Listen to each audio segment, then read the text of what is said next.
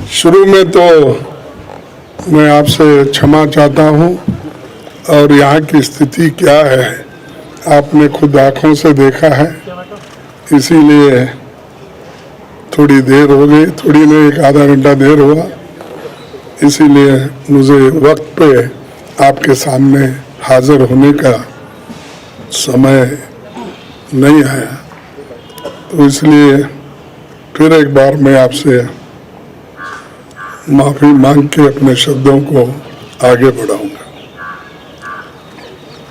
आजादी के 75 साल के इतिहास में भारतीय राष्ट्रीय कांग्रेस ने लगातार इस देश की डेमोक्रेसी को मजबूत किया और संविधान की रक्षा की।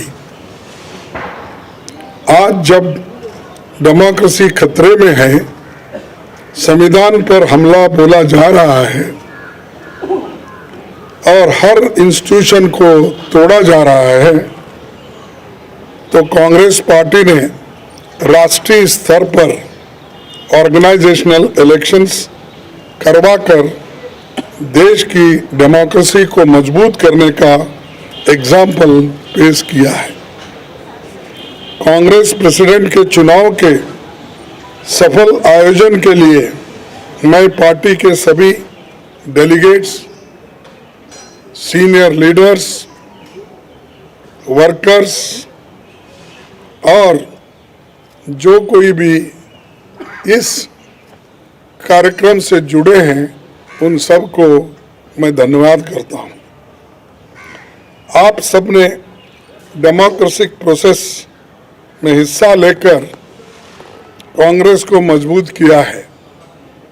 मेरे साथी श्री शशि थरूर को भी शुभकामना देता हूं, क्योंकि ये चुनाव में हम एक प्रतिनिधि के रूप में हम और वो खड़े थे, लेकिन चुनाव बहुत अच्छा चला और वो भी मुझे आकर मिले, एक दूसरे से हम मिलकर अपना जो आगे पार्टी को बढ़ाने का भी जो कुछ कोऑपरेशन मैंने भी पूछा और उन्होंने भी हंसते हुए ये तो एक डेमोक्रेटिक प्रोसेस है, हमको मिल के काम करना है, ये कहा। तो इसलिए मुझे बड़ी खुशी होती है, उनको भी मैं धन्यवाद देता हूँ। सभी कांग्रेस कार्यकर्ताओं की ओर से मैं श्रीमती सोनिया गांधी का आभार व्यक्त करता हूँ। सोनिया जी ने पर्सनल सैक्रिफाइस कर 23 वर्ष तक कांग्रेस पार्टी के अपने खून पसीने से सींचा है। सोनिया जी की लीडरशिप में न केवल हमने 2 बार केंद्र में सरकार बनाई, बल्कि अनेकों राज्यों में कांग्रेस को रिवाइव किया और राज्यों में भी सरकार उन्होंने बनाई। उनका कार्यकाल इतिहास में याद रखा जाएगा, जो इतने लंबे समय तक पूरा कार्य करके पार्टी को एक शक्ति दी। आज देश में सबसे बड़ी समस्या कमरतोड़ महंगाई यानी इन्फ्लेशन, भयंकर बेरोजगारी अनएम्प्लॉयमेंट, अमीर गरीब के बीच की खाई बढ़ते जा रही है और सरकार के द्वारा देश में फैलाई जाने वाली नफरत। देश की इन समस्याओं के खिलाफ जन आंदोलन तैयार करने के लिए पूर्व कांग्रेस अध्यक्ष श्री राहुल गांधी कन्याकुमारी से कश्मीर तक 3570 किलोमीटर की यात्रा पर निकले हैं। आज पूरा देश उनके संघर्ष से जुड़ रहा है। मैं कांग्रेस जनों और देश के लोगों से अपील करता हूं कि देश के हित में भारत जोड़ो यात्रा में शामिल होकर श्री राहुल गांधी जी के कंधे से कंधे मिलाकर चलेंगे।